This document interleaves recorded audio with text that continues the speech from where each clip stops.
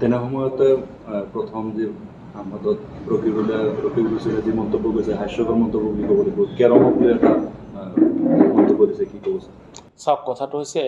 মাননীয় সাংসদ ৰকিবুল হুছেইন ডাঙৰীয়া প্ৰথমবাৰৰ কাৰণে এইবাৰ সাংসদ নিৰ্বাচিত হৈছে আৰু তেখেতে প্ৰথমবাৰৰ কাৰণে বক্তব্য ৰাখিছে সংসদৰ মজিয়াত যি বক্তব্য ৰাখিছে এইটো হাস্যকৰ বুলি নকওঁ তেখেতৰ দায়িত্ব আছিলে তেখেতক মানুহক যি আশা আকাংক্ষা লৈ 10 লাখ ভোটৰ ব্যৱধানত তেখেতক জিকাই দিছিলে সেই আশা আকাংক্ষা পানীত পেলাই দিছে আজিৰ দিনত বানপানীত আপোনাৰ মানুহ ককবকাই আছে ধুবুৰী গোৱালপাৰা সেই অঞ্চলৰ মানুহখিনি তেখেতে উত্থাপন কৰিব লাগিছিলে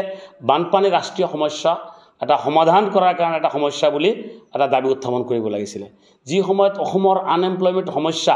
ইমান বৃদ্ধি হৈছে যে আপোনাৰ লাখ লাখ ল'ৰা ছোৱালী আনএমপ্লয়ড হৈছে এই বিষয়ে উত্থাপন কৰিব লাগিছিলে তেখেতে উত্থাপন কৰিব লাগিছিলে বান গৰাখহনীয়াত লাখ লাখ মানুহৰ আপোনাৰ মাটি ভেটি ঘৰ দুৱাৰ উচ্ছেদ হৈ পৰিছে সেই মানুহখিনি ক'ত থাকিব কি কৰিব এই কথা উত্থাপন কৰিব লাগিছিলে তেখেতে উত্থাপন কৰিব লাগিছিল ডি ভোটাৰৰ সমস্যা আজিৰ দিনত প্ৰায় 5 লাখৰ ওপৰত ডি ভোটাৰৰ সমস্যা হৈ আছে ডি ভোটাৰ মানে কেছ খেলি আছে মানুহখিনিয়ে গতিকে এইবিলাক কথা উত্থাপন কৰিব লাগিছিলে তেখেতে উত্থাপন কৰা নাই আসলে তেখেতে উত্থাপন নকৰাৰ কাৰণে মই তেখেতক ব্লেম নিদিওঁ এই কাৰণে নিদিওঁ যেতিয়া নেকি তেখেত মাননীয় মন্ত্ৰী আছিল অসম বিধানসভাৰ এজন শক্তিশালী মন্ত্ৰী আছিল তৰুণ গগৈ ডাঙৰীয়াৰ নেতৃত্বত যেতিয়া সৰকাৰ চলিছে সেই সময়ত আপোনাৰ তৰুণ গগৈ ডাঙৰীয়াৰ সুহাত বাওহাত স্বৰূপে তেখেতে কাম কৰিছিলে সেই সময়তে আপোনাৰ মুছলমানৰ কোনো এটা সমস্যাৰ কথা কোনো মাইনৰিটিৰ সমস্যাৰ কথা তেখেতে উত্থাপন কৰা নাছিলে গতিকে এতিয়া যে তেখেতে উত্থাপন কৰিব এটোতো হাস্যকৰ কথা তেখেতে নকৰে এই কথাটো বাৰম্বাৰ কৈছিলোঁ যে মাননীয়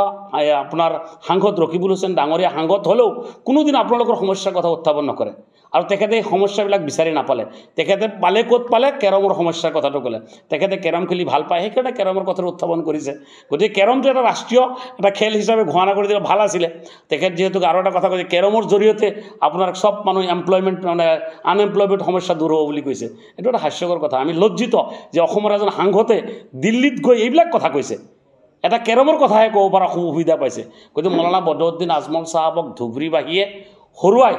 মানে ডাঙৰ এটা ক্ষতি কৰিছে যেটো ক্ষতিৰ কাৰণে আজি আমাৰ এটা মানে